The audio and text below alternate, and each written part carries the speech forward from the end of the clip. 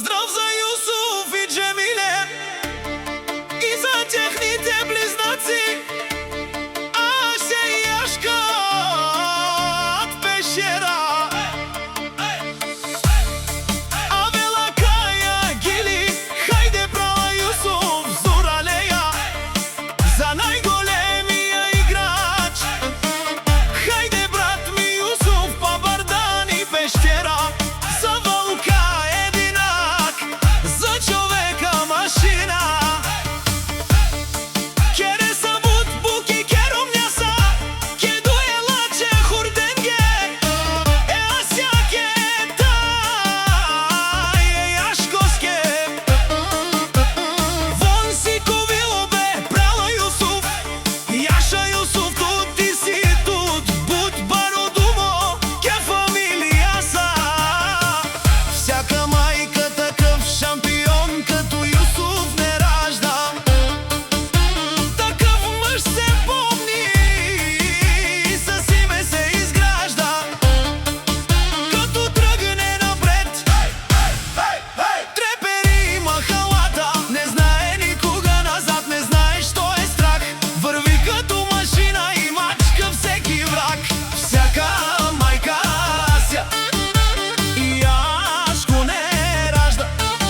Те са златото на мама и на тати.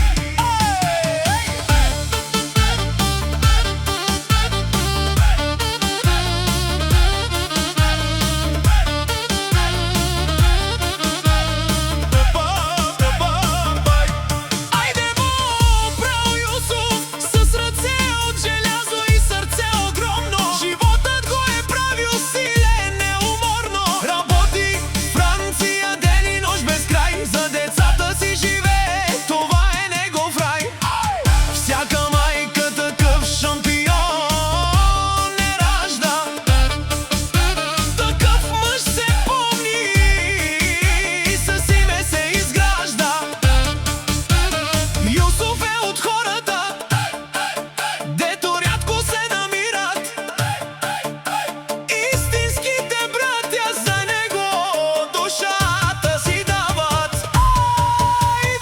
Айде за Юсуф, шампиона на играчите.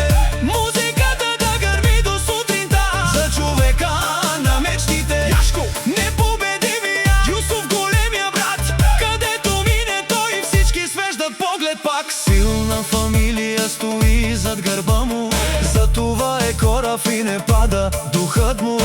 Ася и Яшко са неговия живот. Одато Юсуф тай, идей и Джемиле. Кере на буд, буки печа бенге. До него Джемиле, вярната жена. Упората му силна в света. Рамо до рамо минават през бури, а любовта им прави завистливите луди. От Франция чак до Пещера се носи името му като наказание. На масата като седне става шум голям. Защо